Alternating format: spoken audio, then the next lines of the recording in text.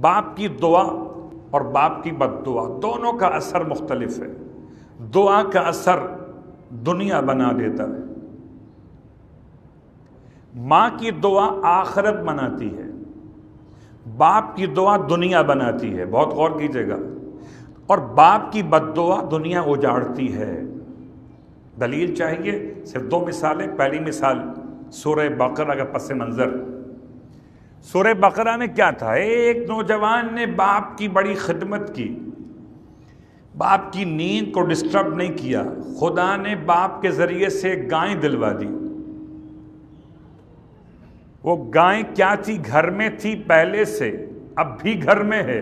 فرق یہ ہوا پہلے باپ کی ملکیت میراث میں آتی، اب ہبہ میں آ گئی، اور جب ہبہ میں آ گئی تو میراث نہیں رہی۔ بہت غور کیجیے گا، جیسے ہی ہبہ میں آئی باپ نے اپنے ہاتھ سے دے دی کہ بیٹا تمہارے لیے، ہو سکتا ہے میراث بن کے اتنی قیمتی نہ ہوتی جتنا ہبہ بن کے قیمتی ہو گئی۔ کیا خبر تھی کہ پورے زمانے میں وہ ایک گائے ہی مسئلے کا حل بننے والی، 12 قبیلوں کی جنگ ختم ہو ایک گائے کے ذبح ہونے سے۔ اور گائے ذبح کروائی گئی، کتنی قیمت لگی؟ 50 لاکھ دینار۔ دنیا سنور گئی نا؟ صلوات پڑھے محمد والے محمد۔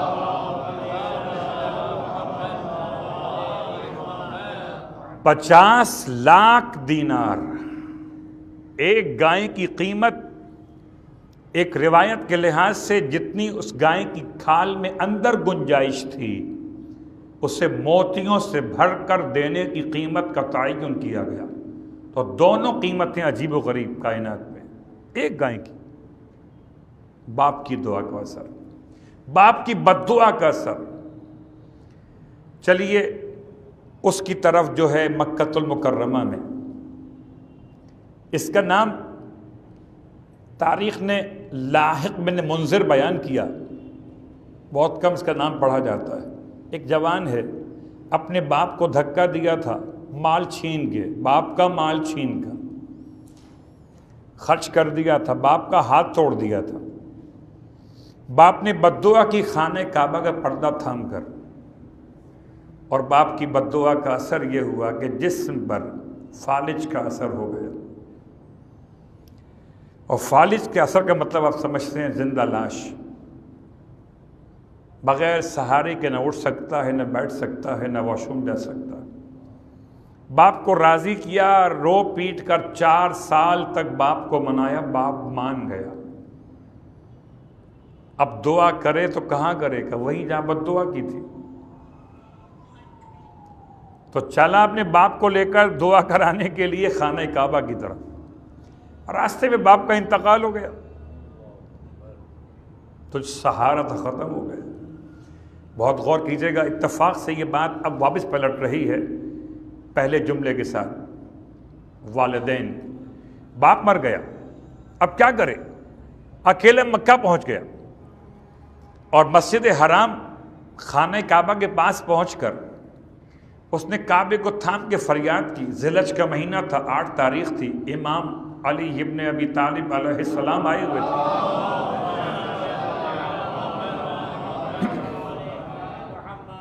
مولا حج پر تھے، مولا کے ساتھ جنت کے جوانوں کے سردار بھی حج پر تھے۔ اس جوان کی فریاد سنی، امام نے بھیج دیا، جاؤ بلا کے لاؤ اس کو۔ دونوں شہزادے گئے، بلا کے لائے اسے، اور آپ فرماتے ہیں کیوں پریشان ہے، کیا بات ہے؟ کہنے لگا اگر آپ وہی ہیں کہ جو میں سمجھ رہا ہوں تو پھر پوچھنے کی تک ضرورت کیا ہے؟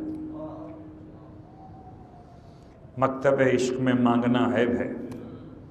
اگر آپ وہی ہیں تو آپ پوچھیے نہیں، علاج کر دیجئے۔ آپ مسکرائے اور ارشاد فرمائے اسم اعظم یاد کر لو۔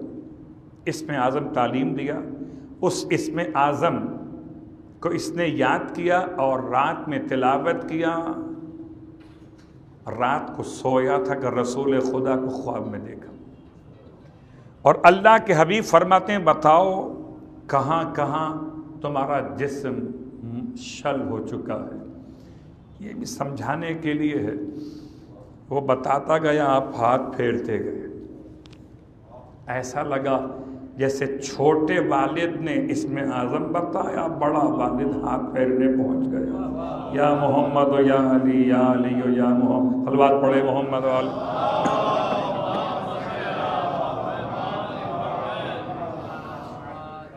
تو انسان اگر اپنے والد کی بد دعا لے، یا یحییٰ برمکی خاندان برامکہ کا آخری چشم و چراغ جو اقتدار میں رہا ہے، نام تھا یحییٰ،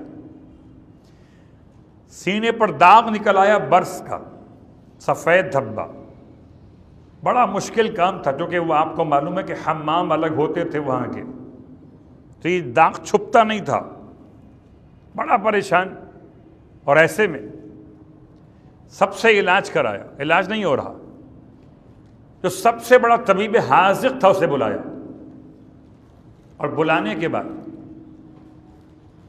اس نے علاج شروع کیا۔ وہ اسی کا ماسٹر تھا اس زمانے میں، برس کا ہی اسپیشلسٹ تھا، علاج شروع کیا، جتنی دوائیں دی فائدہ نہیں ہوا۔ یحییٰ نے بلا کر پوچھا مسئلہ کیا ہے؟ طبیب کہتا ہے میں نے بہت غور کیا آپ کے معاملات پر، بڑے نیک آدمی ہو، سب کو امداد دیتے ہو، آپ کے گھر سے خالی کوئی ہاتھ جاتا نہیں ہے، لگتا ہے کوئی آپ کا کوئی عزیز، کوئی قریب آپ سے ناراض ہے۔ طبیب کہہ رہا ہے میں سب کا علاج کرتا ہوں اسی دوا، سب ٹھیک ہو جاتے، آپ ٹھیک کیوں نہیں ہو رہے؟ یحییٰ نے سر جھکا کر کہا تم صحیح سچ کہتے ہو، والد میرے ناراض ہیں، کیا تم والد کو راضی کر لو، دوا اثر کرے گی۔ روحی ہوا، تاریخی جملہ، والد کو راضی کیا، نہ طبیب بدلا نہ دوا بدلی، شفا خدا کی طرف سے ہو گئی۔ دنیا آباد ہے والد کی دعا سے، دنیا برباد ہے والد کی بد دعا سے۔